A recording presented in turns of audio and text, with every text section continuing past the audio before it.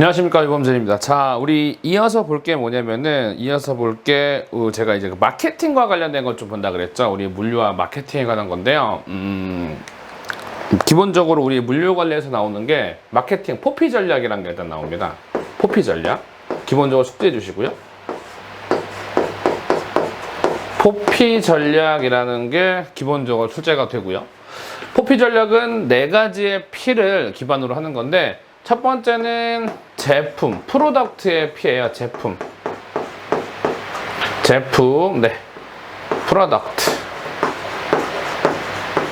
물론 이 영어 가지고 문제를 내는 경우가 있죠. 우리 시험은요, 조금 어렵게 낸다면은 포피라고 해가지고 선지에 영어로 나와요. 두 번째 보시면은, 그렇죠, 가격. 마케팅을 할 때 가격 가지고도 마케팅을 하죠. price. 그 다음에 세 번째가 뭐가 있냐면은, 우리 이제 프로모션, 우리 판촉, 판매 촉진이라고 하죠. 판매 촉진, 줄여서 판촉 들어보셨죠? 판매 촉진, 프로모션. 네. 그 다음에 네 번째가 우리가 이제 유통 경로예요. 유통 경로. 여러분이 유통 경로란 말을 좀 낯설어서 조금 이해하기 힘드신 분들 계신다면은, 뭔가 물건을 판매하는 장소라고 생각하시면 돼요. 장소. 그 유통 경로라면 예컨대 뭐 온라인, 오프라인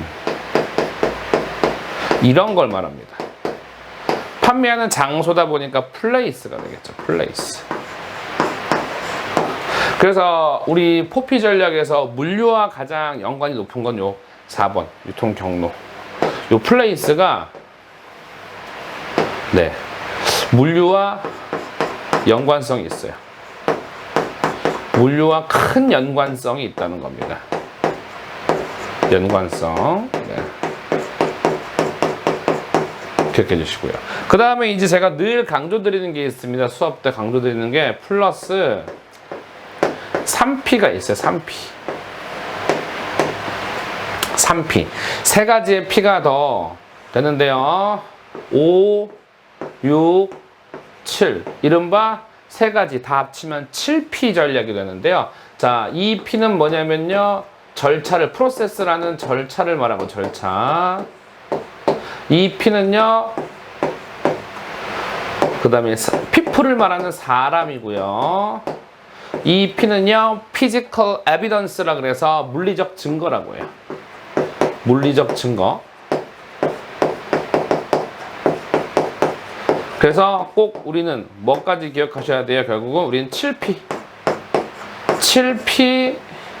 전략까지 가지고 가면 된다, 이 소리입니다. 포피 전략과 7P 전략 꼭 기억해 주시고요. 꼭 정리해 주시면 될 것 같습니다. 네. 자, 한번 영상 참고해 주셔가지고 정리해 주시고요. 네. 그 다음에 우리가 또 우리 마케팅적으로, 물류와 마케팅적으로 봤을 때 또 가져가셔야 되는 게 이게 있습니다. 아마 아시는 분은 아실 거예요. 아시는 분은 아실 텐데, 제품 수명주기. 제품 수명주기와 관련된 거 한번 싹 제가 정리를 해볼게요. 네. 제품 수명주기예요.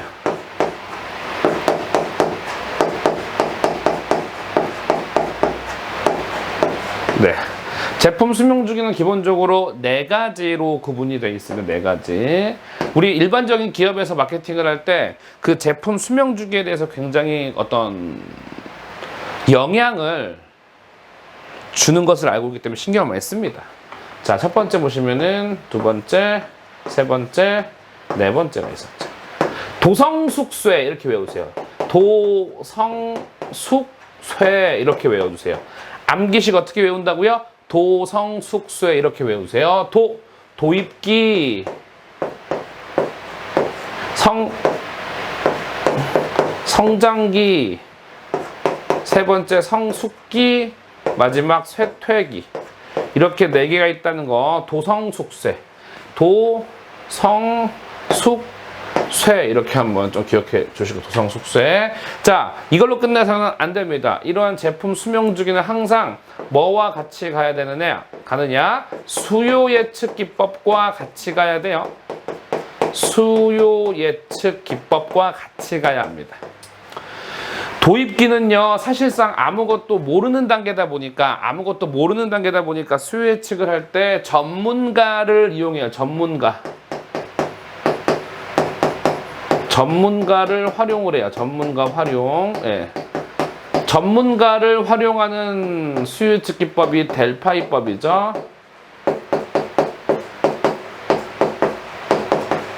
네, 델파이법. 사실상 성장기 때는 여러분, 우리가 기본적으로 매출이 최대화예요. 매출 최대화.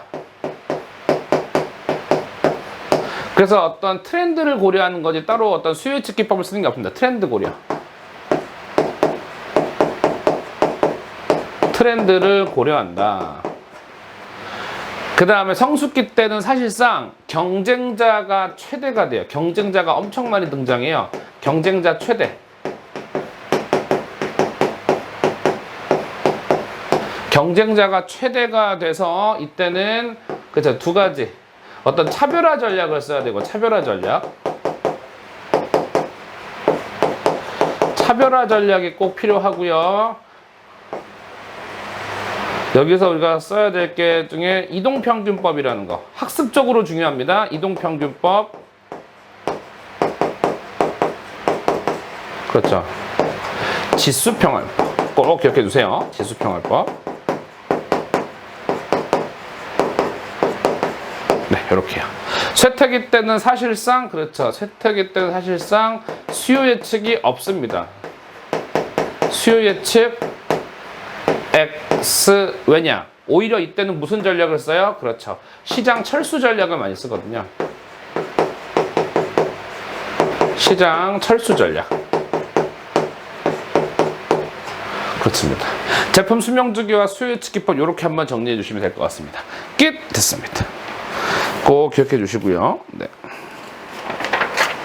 자, 그 다음에 자꾸 우리가 지금 이 제품에 대해서 이야기를 하고 있어요. 제품. 네. 영상 참고해 주셔가지고 꼭 작성해 주시고요. 글씨 잘 알아보시겠죠? 네. 그렇습니다. 이제 뭘 볼 거냐면요. 제품과 관련된 건데 구매 방법이에요. 구매 방법. 네. 이런 하나하나 챕터를 여러분들이 다 메모하셔가지고 각각 독립적으로 알아주시고 이어지는 건 유기적으로 기억해 주시는 게 아주 중요하겠죠. 자, 뭘 볼 거냐면은 제품 구매 방식이에요. 제품 구매 방식 보시면은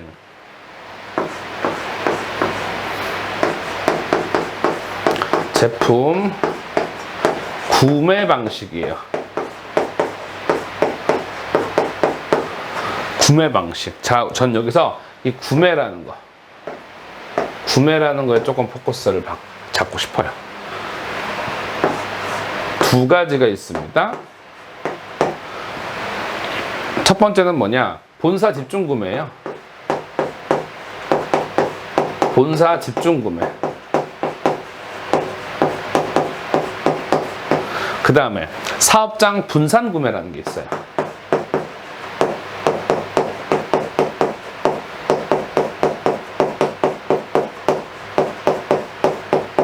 네, 사업장 분산 구매. 본사 집중 구매라는 말이 있고 사업장 분산 구매라는 말이 있습니다. 분산 구매. 자, 본사 집중 구매라는 건 간단해요. 뭐 크게 한 세 가지만 해볼까요? 여기도 한 세 가지만 해볼게요.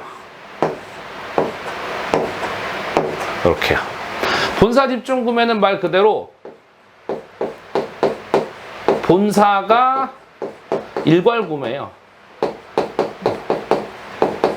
누구 것까지요? 사업장 것까지 한 번에 구매해요. 그러니 아무래도 대량 구매하겠죠. 대량 구매. 그리고요, 대부분이 뭐예요? 표준 제품이에요. 여기서 표준 제품이라는 거는 본사, 사업장, 지점 구분하지 않고 다 똑같이 쓰는 것들이에요. 예컨대 호텔 체인이라고 하면은 신라스테이 호텔 체인이에요. 신라스테이가 전국에 호텔을 가지고 있잖아요. 신라스테이 본사에서 우리 어메니티 있죠. 칫솔, 치약, 수건 같은 거를 한 곳에서 한 본사에서 전부 다 대량 발주 넣게 되면 일단 저렴하게 구매할 수 있겠죠. 그런 겁니다. 대량 구매라는 건 바로 이제 그렇죠. 가격이 저렴하다는 거죠. 가격 저렴. 가격이 저렴하다는 거. 자, 근데 하지만 단점이 있어요. 본사 집중 구매는요, 긴급한 구매라고 해서 긴급한 구매, 갑자기 필요해서 갑자기 사야 돼요.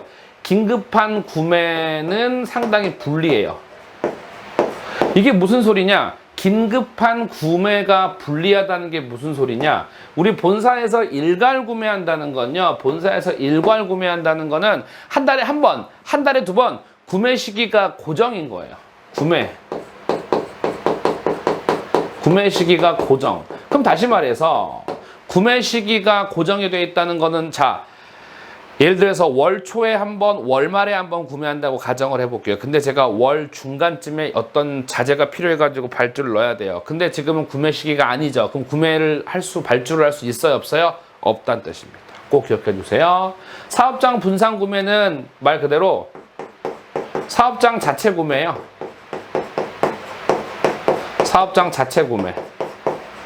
자체 구매를 하다 보니까 아무래도 소량 구매가 많겠죠. 그때그때 필요할 때마다 쓰는 거니까요. 소량 구매가 많겠죠. 그 다음에 표준 제품이라기보다 자기네들의 우리 사업장 전용 제품 같은 것들이 주로 그러겠죠. 사업장 전용 제품. 그리고 빠른 조달이 가능하죠. 빠른 조달. 네. 무엇보다도 긴급 구매에 매우 유리합니다. 긴급 구매에 유리. 요거 두 개 꼭 정리해 주세요. 요 두 개요. 그러니까 이 제품 구매 방식의 본사 집중 구매와 사업장 분산 구매는 기본적인 요것만 세팅이 되어도 문제 푸는 데는 가능하다는 겁니다. 제가 지금까지 계속 여러분께 알려드린다는 거는 진짜 이 정도는 가져가셔야 됩니다. 시험장 가는데 이것도 안 가져가시면은, 진짜 이것도 안 가져가시면은 사실상 더 힘을 내셔야죠. 네, 더 힘을 내셔야죠. 네, 이겁니다. 영상 참고해 주시고요. 딱 멈춰주고 좀 필기해 주세요. 네.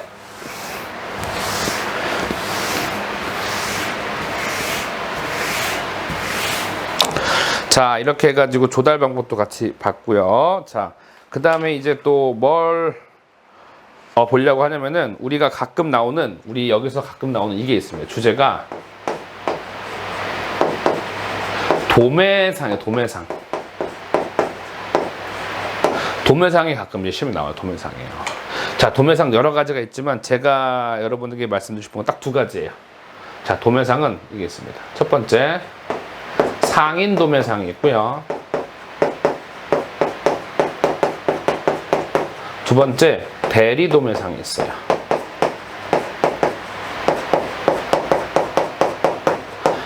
도매상 앞에 붙어 있는 글자 차이거든요. 이게 상인 도매상, 대리 도매상이 있습니다. 자, 상인 도매상, 대리 도매상 차이.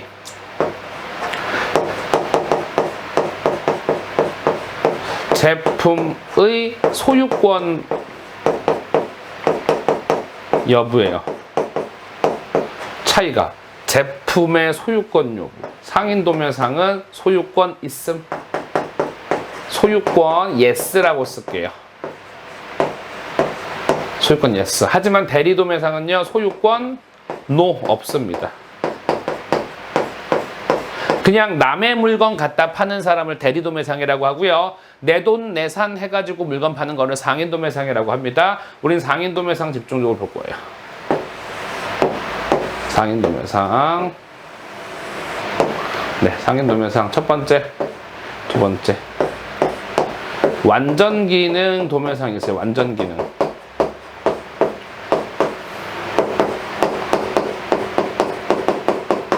그 다음에 한정 기능.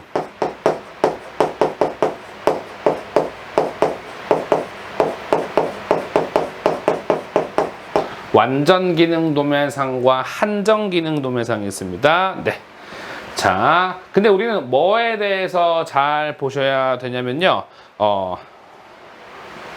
완전 기능 도매상은 3개가 있고요. 한정 기능 도매상도 한 4개 정도가 있어요. 자, 완전 기능 도매상은요, 일반, 그러니까 종합 상품 도매상. 근데 3개인데, 야, 이거 3개를, 이렇게 조금 할까요? 예.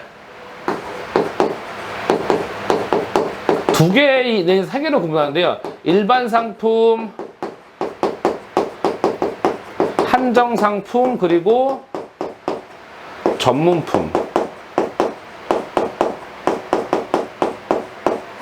세 가지를 완전 기능 도매상으로서 일반 상품 전체를 다 다루는 도매상, 한정된 상품만 다루는 도매상, 전문품만 다루는 도매상이 있는데 우리는 실제 시험 목적으로는요, 한정 기능 도매상을 정말 제대로 보셔야 돼요. 별표 3개 이겁니다. 한정 기능 도매상 은 실제로 한정된 기능만 수행을 하는 거예요. 한정된 기능만 수행하는 겁니다. 현금 무배달이 있습니다. 현금 무배달 도매상이 있어요.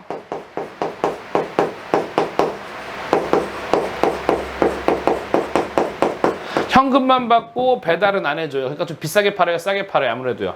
싸게 팔겠죠. 현금 받으니까 배달도 안 해주니까요. 반대로 배달을 해주는 도매상이 있어요. 무슨 도매상? 트럭 도매상. 그 다음에 도매상으로서 소매점에다가 납품을 해주면서 물품까지 진열을 해줘요. 그래서 무슨 도매상? 진열 도매상이 있습니다. 진열 도매상이 다루는 제품은 저것만 주세요. 비인기 상품. 왜 비인기 상품이냐? 소매상들이 취급하지 않으려고 하는 그런 비인기 상품들을 소매상에게 제발 좀 취급 좀 해주세요 라고 빌어요. 그래서 뭐까지 해줘요? 진열까지 도매상이 대신 해준다는 거예요. 그 다음에 하나는 직송 도매상. 직송 도매상은요, 실제로 별표 하나만 할게요. 별표요. 네. 직송 도매상 같은 경우는 말 그대로 물품, 이거 좀 구분할게요. 네. 물품 보관은 하지 않고요. 주문 시 산지에서 바로 소매상한테 직송을 하게 해요. 바로 소매상에게 직송. 이게 바로 무슨 도매상이에요? 직송 도매상이에요. 직송 도매상에 주로 다른 취급 품목이 주로 목재예요. 목재.